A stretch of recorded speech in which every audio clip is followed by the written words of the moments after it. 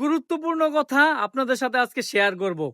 এই যে দেখতেছেন, এটা হচ্ছে আমার বোন, এটা হচ্ছে আমার বোনের জামাই। আমি মনে করেন বিয়া করছি না, বিয়ার আগে আমার বোনের মেলা করছি, বিয়া পর্যন্ত দিছি। অক্ষণে মনে করেন যে আমি বিয়া করছি, অনে আমার বোনের আর আমি করতারি না, বুঝছেন? করতারি না দেখিয়া সেকেন্ডে সেকেন্ডে বোন আর বোন জামাই ঘরে সম্পদের ভাগ নিত। অনে এইটাই কি তাকে বিচার? অনে তোমার তো বিয়া দিছি আমার বোনের, বিয়ার সময় যা দেওয়ার তো দিছি ওই নাকি? হ্যাঁ অনেক কি আরো কোনো চাওয়া আছে? অবশ্যই আছে। আপনার বোনে কি আপনার ভাই সম্পদ পাইতো না? সেই সম্পদ কি আমি নিমু না? তাইলে যে তোমারে যে আপু এদিকে আইও। তোমারে যে এত টেয়া পয়সা ভাঙ্গা বিয়া শাদি দিলাম, অধিকার আছে মানে বাপেরটা তো আমরা পাবো, আমার বাপেরটা দিয়ে দিবেন না?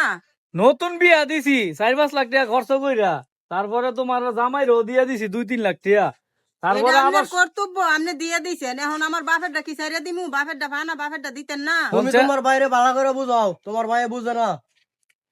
শুনছেন শুনছেন, এ বইনেরে কইরা আমার কোনো লাভ হইল না। বইনে ওখানে অংশ ঠিকই নিতে আইছে জামাই লইয়া, ঠিক আছে?